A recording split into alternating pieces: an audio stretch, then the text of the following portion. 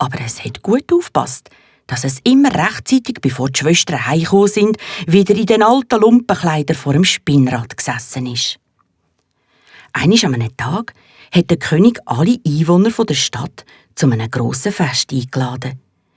Die beiden älteren Schwestern haben tagelang von nichts anderem geredet, als nur von dem Fest und was sie echt für Kleider anlegen sollen. Sie haben alles gemeinsam ersparte Geld genommen und damit kostbare, lange Kleider aus schwerem, prächtigem und teurem Stoff gekauft. «Du kannst halt leider nicht mitkommen», haben sie am Tag vom Fest zu den Jüngsten gesagt. «Wir müssen uns ja für deine Lumpenkleider schämen. Und du passest einen Weg nicht in so eine vornehme Gesellschaft.» Kaum sind aber die Schwestern weg gsi, hat die Jüngste ihrem treuen Vasengeist gerufen. Und sie hat sich von ihm ein Kleid gewünscht.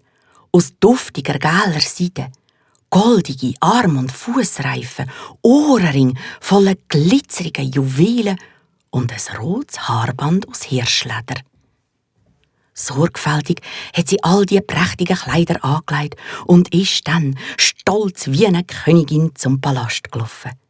Wo sie in den Festsaal reingekommen ist, haben sich alle Gäste nach ihr umgetrüllt und sind vor Staunen ganz still geworden.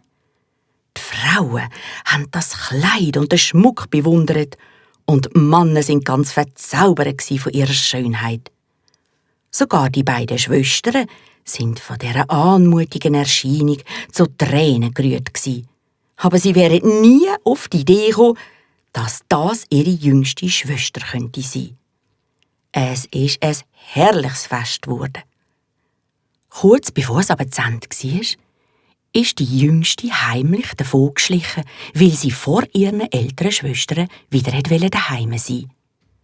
Dass sie schneller laufen konnte, hat sie ihre goldigen Fußreifen abgezogen und hat nicht gemerkt, dass sie dabei einen verloren hat.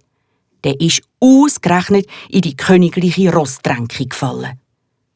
Am anderen Morgen haben die Rosse gescheucht und nicht aus der Tränke saufen.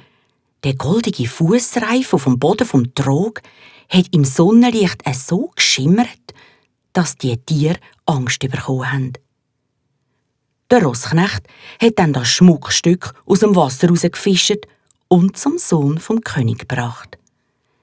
Der hat den Ring sofort erkannt, ist nachdenklich mit dem Finger drüber gefahren und hat dabei geseufzt.